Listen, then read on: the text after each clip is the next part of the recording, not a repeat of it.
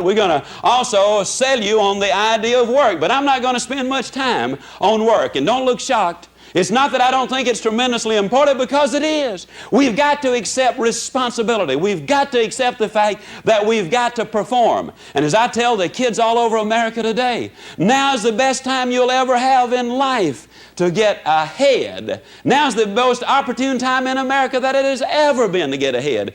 Here's what I say. If you show up for work on time, and stay there until the appointed departure time, if you do what they pay you to do, and then they pay you, then nobody owes anybody anything. Now, if you want a raise, get there a few minutes early. Ask for extra things to do. Be cheerful and positive and optimistic and helpful. Don't goof off and try to get out of work. Deliberately seek the boss to find extra work, and then I will absolutely guarantee you a raise in short order. Now, your current employer might not be the one to give you the raise.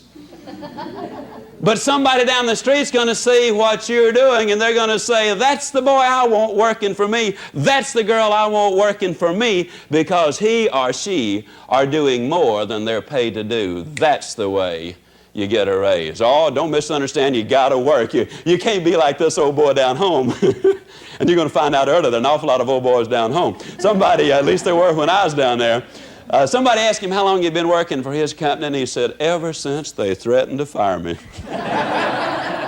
So that's about the size of it, yeah? But here's what we've discovered. If you got a good self-image, if you have your goals set in life, if you've got the right mental attitude, nobody has to tell you, go to work.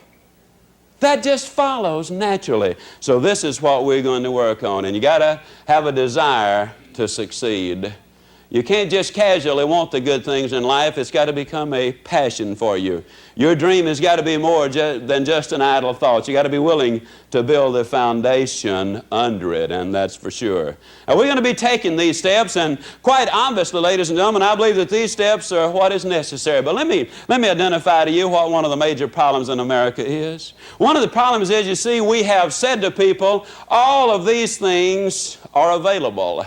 We've shown them the big homes, the big cars, the swimming pools, the jet set, the style of living that a lot of people say, yeah, I'd kind of like that. And then on the other side of the ledger, we have said everybody not only can get these things, but everybody deserves these things. America is a rich and affluent land, and everybody can get them.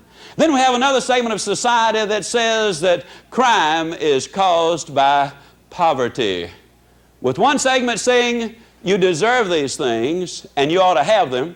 And another segment saying that crime is caused by poverty. We subliminally, subconsciously plant a thought. Don't wait to get it.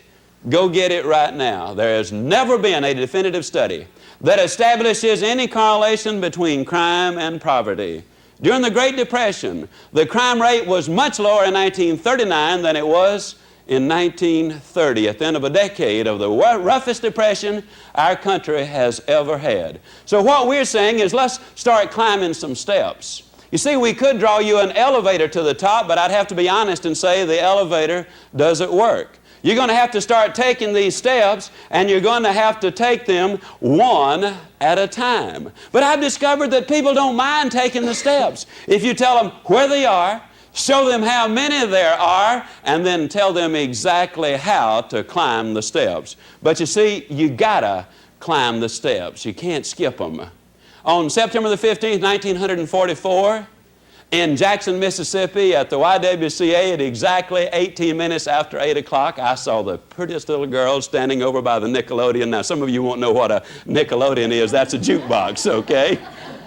And I thought to myself, boy, what I'd really like to do is I'd like to go over there and I'd like to grab her in my arms and I'd like to start hugging her and kissing her right now. That's exactly what I wanted to do.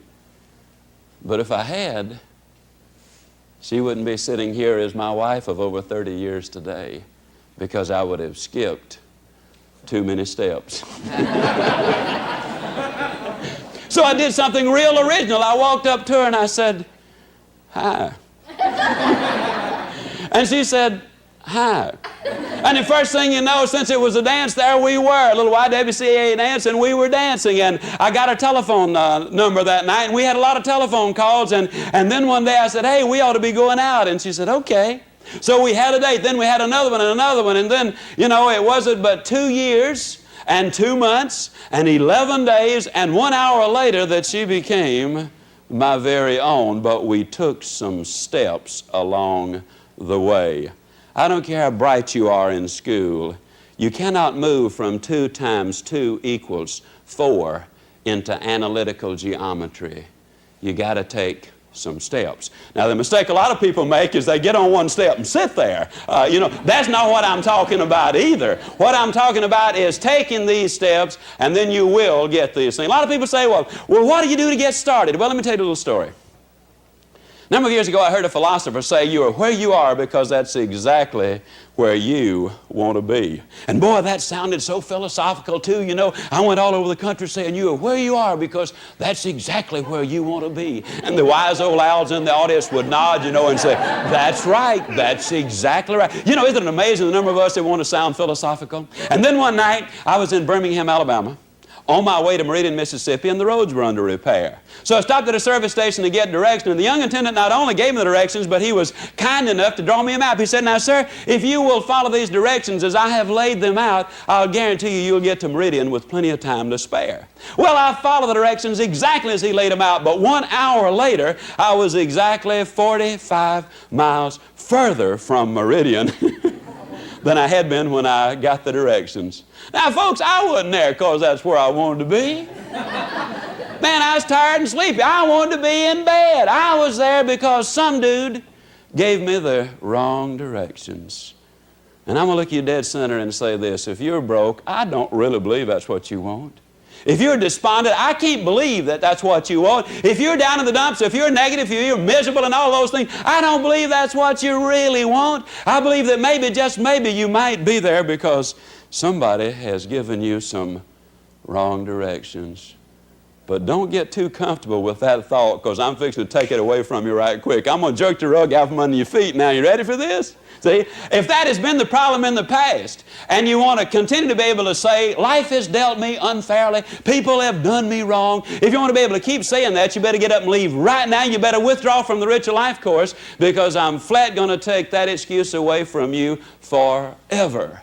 We're going to give you methods and techniques so that regardless of who you are, whether you're a student or a doctor, whether you're a salesperson or a school teacher, whether or not you are a mechanic or a teacher or a TV personality, regardless of who and what you are, these methods and steps will work for you now.